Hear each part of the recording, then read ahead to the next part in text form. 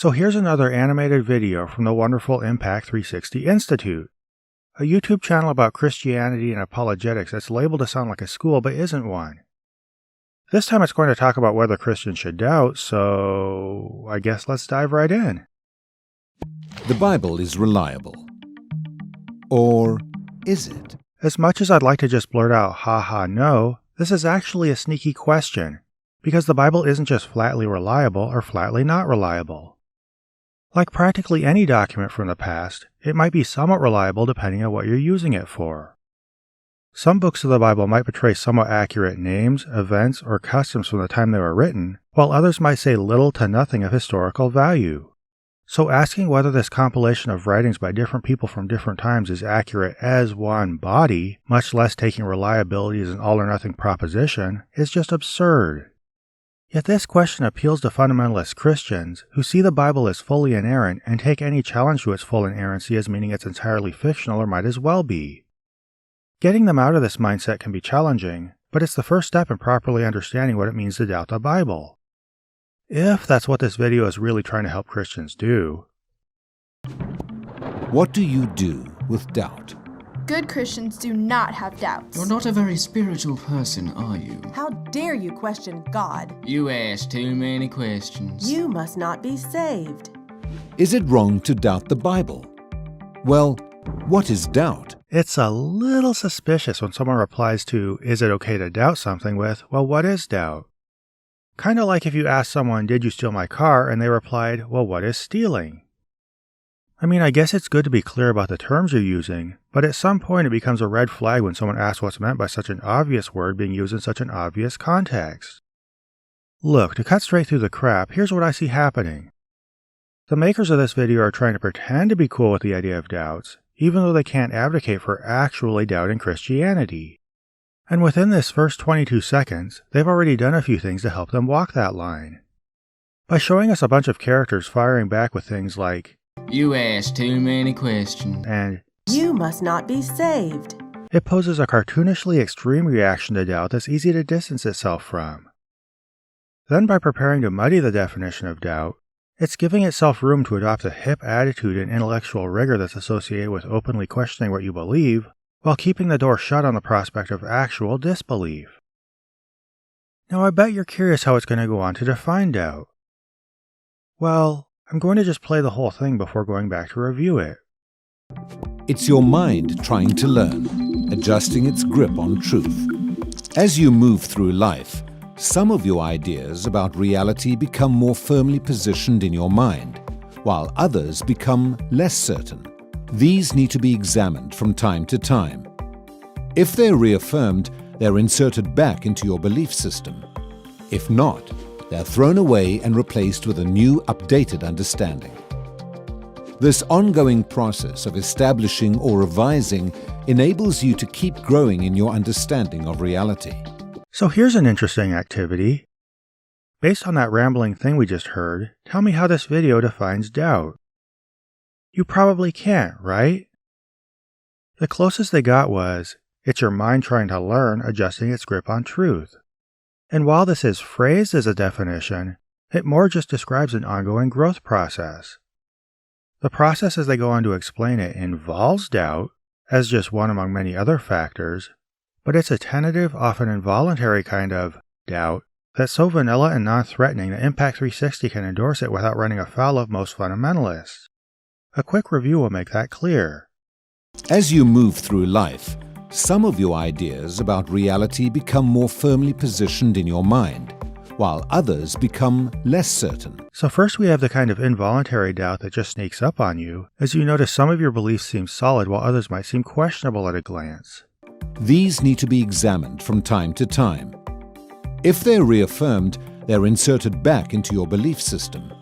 If not, they're thrown away and replaced with a new, updated understanding. And here we have more active or voluntary doubt, the kind you have to choose to engage with by examining your belief. The video points out that one of two things might happen when you do. 1. You reaffirm your belief and file it back in your mind as trustworthy, or 2. You recognize it doesn't stand up to scrutiny and get rid of it. Now this is such a common sense observation that it seems unremarkable. But notice how everything is set up in a way that gives the video an easy out. If you go through this process of doubt and end up at option 2, then nothing disruptive or even noteworthy has happened. You've just thought about your beliefs and realized they're true. Now, did this even involve doubt? Well, possibly, depending on what you mean when you use the word. Are you just talking about having any nagging questions about something you're pretty certain is true? About a lack of absolute certainty in something you think is likely true? About seriously wondering whether it's true? Or considering it so suspect that you don't believe it? All these can fall under the umbrella of doubt. So which are Christians okay with? Well, most can be more or less cool, in theory, with the idea of asking questions. But doubting your faith to the extent that you seriously suspect it's not true is generally not so acceptable. So here's the conundrum this video faces. It can tell us this kind of doubt is okay, but absolutely not this one, and these ones are shaky at best. Thus, when it gives people permission to ask questions about Christianity, it's with the understanding that they're going to come up with a specific answer. I mean, that sounds like a crass way to put it, but what else does it mean if this is okay and this isn't? Unless it wants to come out and say, this kind of doubt is okay, which probably not. And that's the core pretense of this video. It dances between these two concepts, knowing both of them fall under the word doubt, and tries to take credit for being okay with doubt. But the pretense runs even deeper when you think about it, because it's not really okay with doubt in any sense of the word. If you're allowed to ask questions but you know you're in trouble if you arrive at a specific answer, then you're not really allowed to ask questions. Well, I guess you kind of are, but they're going to be rhetorical questions only meant to prompt pre-decided answers. Functionally, there's no distinction between this form of questioning and just saying you simply won't question your faith. In either case, you're determined from the start to believe something. It's just that in one of them, you're play-acting the process of doubt to make yourself feel intellectually rigorous, while being just as determined to land in the same place. So when you cut through the Mr. You ask too many questions. takes the same stand as this video. He's just more honest about it, which is why Impact 360 Institute tries to distance itself from him. However, the video can't say, ask questions but you have to come up with specific answers, so instead it'll go on to slap a thin coat of paint over this statement by turning it into, ask questions and you will come up with specific answers. It even signals this to its audience by having God exists be the belief that becomes more firmly positioned in your mind before the questioning even starts. This is basically a metaphor for what the rest of this video does, as we'll soon see.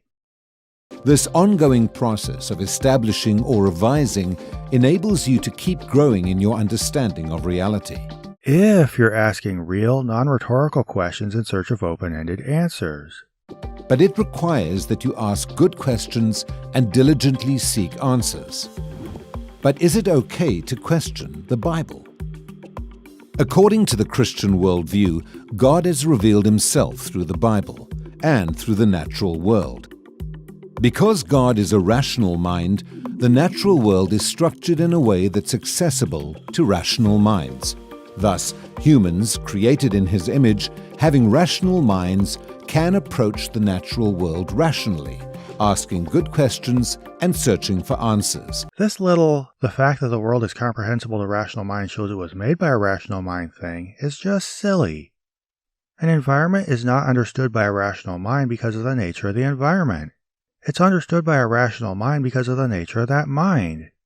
The fact that a mind's rational means that it can assess and understand any situation it finds itself in, to varying degrees depending on how rational it is and how much information it has, and respond to that situation in the most beneficial way possible, which is ultimately the defining goal of rational thought. Sure, some situations can be more confusing and disorienting than others, but even in a weird fever dream universe, you could still catalog whatever patterns, randomness, and apparent consistencies and inconsistencies presented themselves, and navigate it the best you can while resigning yourself to its whims as much as you're forced to. To say the universe is compatible with our minds reverses the state of affairs in a way that fits the puddle analogy. We can comprehend the universe we live in because we've shaped our minds around our observations of it. This can make it feel like the universe accommodates our minds, which in turn can make us feel like it must be the product of a mind itself.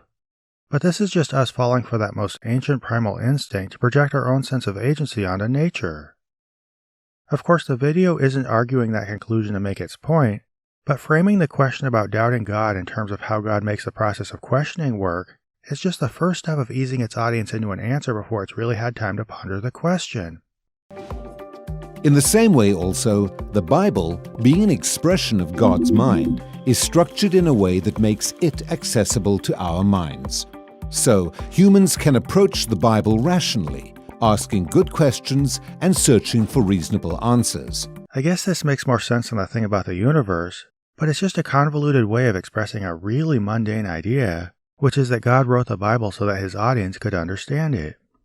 But if we do question the Bible, will it hold up or not? Notice the shift here, and this is vital. The video started by posing the question, is it okay to doubt, and established that it is okay, indeed beneficial, to do so. So now that the question's been asked and answered, the video should be over, right? But here it's suddenly asking, what will happen when you do ask questions? I wonder why. Well, let's take an example. Does archaeological evidence support the Bible? It's a good question. It would be a real problem if none of the people or places in the Bible ever existed. If none of them existed? You've just given the Bible a really low bar to clear. It would actually be surprising if its authors, actually living in and writing about the real world, actually never refer to real people or places. The fact is, over the last 200 years, archaeologists have uncovered a vast amount of evidence confirming the existence of people mentioned in the Bible. Again, not surprising. The fact that we've recently started finding places that were referred to in ancient writings, the Bible just being one collection of them, is just a testament to the fact that modern advances have allowed us to access and catalog so many clues from the past. They've also located all the major biblical cities and geographical features in the Bible. Really? All of them? First off, saying all the major sites lets you sound ambiguously impressive while giving you unlimited space to make exceptions. I mean, where's the Garden of Eden?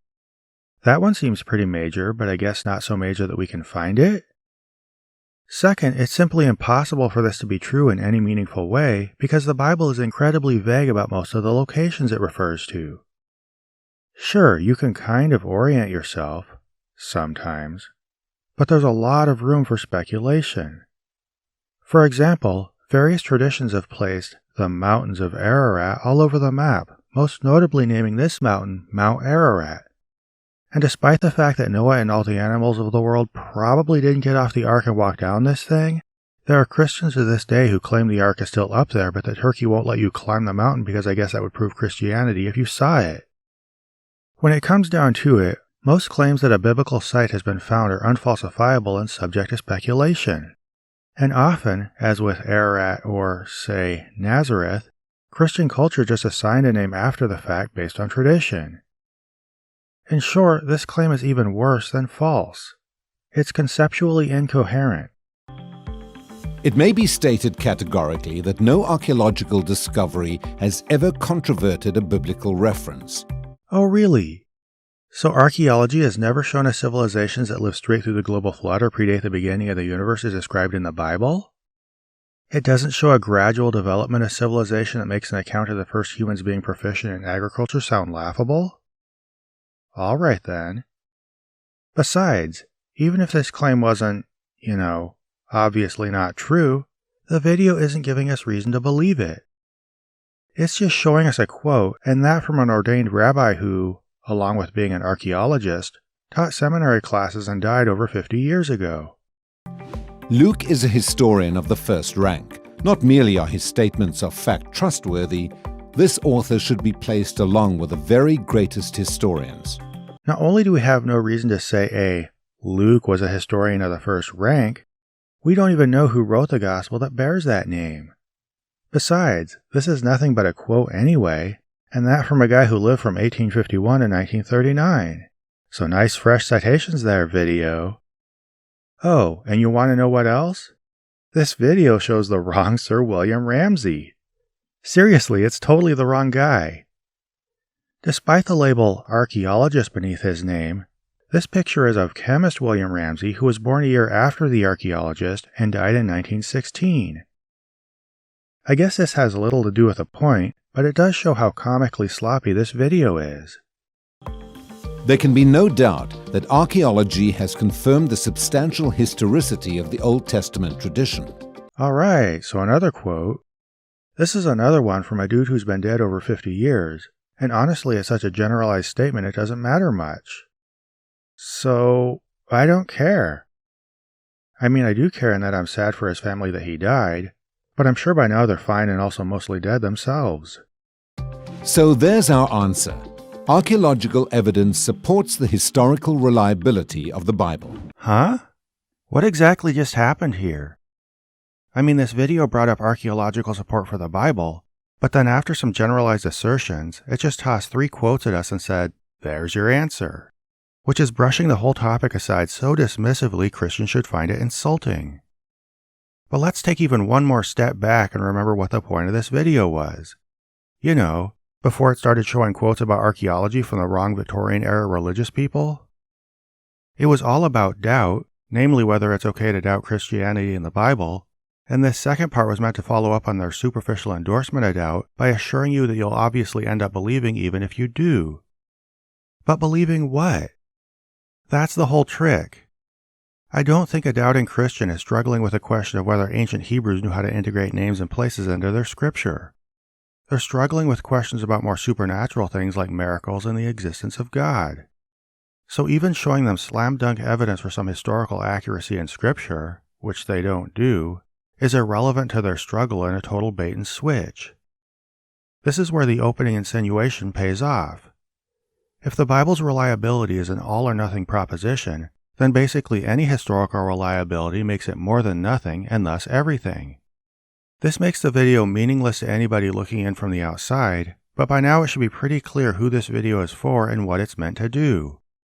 It's targeting a Christian culture that wants to have its cake and eat it too, that wants the feeling of relevance that comes from considering yourself an open-minded, inquiring, skeptical person, but also wants the feeling of security that comes from being assured that what you believe is true. But these are mutually exclusive. You can't hold on to both. So to help believers think they can hold on to both, it fuzzies the idea of doubt enough that it can act cool and truth-seeking by endorsing a milquetoast version of it. It fuzzies its concluding point so thoroughly that it can pass insinuations of mundane historical accuracy off as proof that the Bible is absolutely true, and thus that your doubts about the supernatural have been put to bed. This level of insinuation is enough for some believers, but not for all of them and not forever. And the more we can reveal the little details of how this game is being played on them and how they're being expected to play along, the more little seeds of doubt we can plant in their mind, and the more they'll start to expect. By asking honest questions and looking for answers, we gain confidence in the Bible. The problem's not asking questions. The problem is not asking questions. Because if you don't have questions, you can't find answers. So raise your doubts. Ask good questions, search for answers, and grow in your understanding and confidence in God's Word. Yeah, this really says it all in a nutshell, doesn't it? If you raise questions, but it's with the goal of becoming more confident in a specific answer, then you're not raising real questions. So if you're a Christian, I implore you, ask questions, but,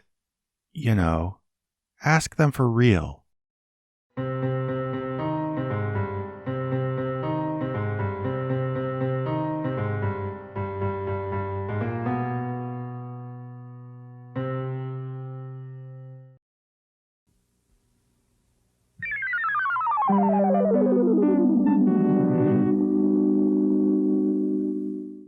This program was made possible by a grant from John Adams, Bob Generic, Maggie Danger, S.R. Foxley, The Crowd Pleaser, A Little Logic, Daniel Bostet, Nademos, Magnus Holmgren, and Q, and by the generous support of viewers like you. If you'd like to join them in pledging to this channel, please find a link to the Prophet of Zod Patreon below.